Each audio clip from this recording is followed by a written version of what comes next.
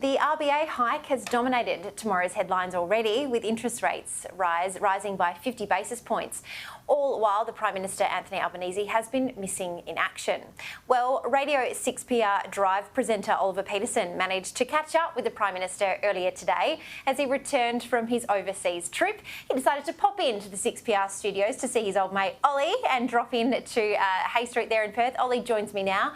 Oliver, welcome. You managed to catch up with Albo today. Did you get to ask him about the RBA rate hike, considering he'd been on a flight for the past couple of hours?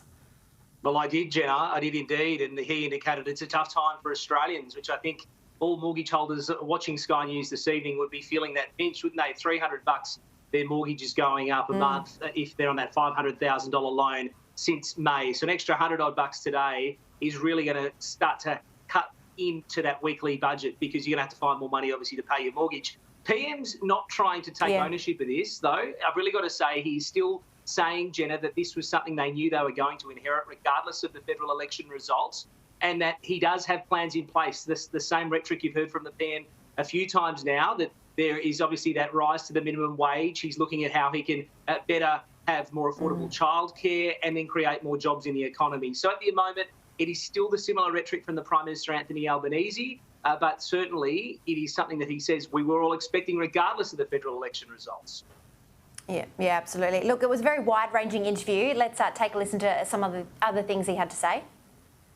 Just in the last hour or so, interest rates have just gone up another 0.5%, another blow for Australian families.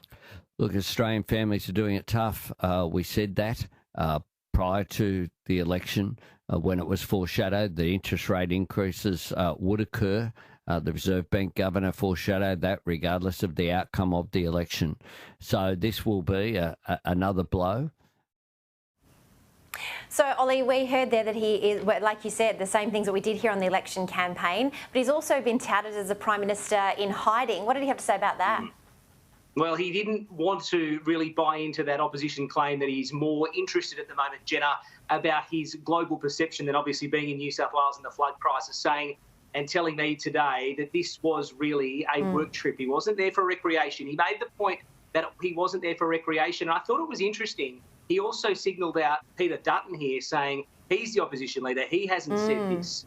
So I think it is interesting. And, you know, Jenna, you and I had a chat about this on 6PR this afternoon as well. It's an interesting can of worms that the opposition would want to open up and try and compare this to the ghosts of their past with Hawaii trips and the bushfires, and really Angus Taylor to be thinking that this was a line of attack. It's a fair question. I'm not saying it isn't, but it is a very different set of circumstances, Jenna, and he wanted to really labour the point here, the Prime Minister, that he was in Europe for the NATO meeting, he was in Ukraine, that was important, and he's back in Australia as soon as possible. I'm sure that debate will continue to rage, though, whether or not he could have cut short that trip, particularly into Ukraine, and come home to New South Wales a little earlier. But he will be obviously touring around with Dominic Perrottet tomorrow, the New South Wales Premier, who we remember as well, Jenna, has also indicated the federal response he has welcomed to date. So it's a difficult one, and it really wedges the opposition.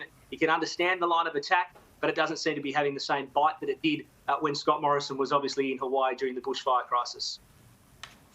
Absolutely. Well, it was a great interview, and we look forward to tuning in tomorrow for Radio 6PR Drive at 3 p.m. on 882 PR. Oliver Peterson, thanks so much. We'll see you on the front page next week, mate.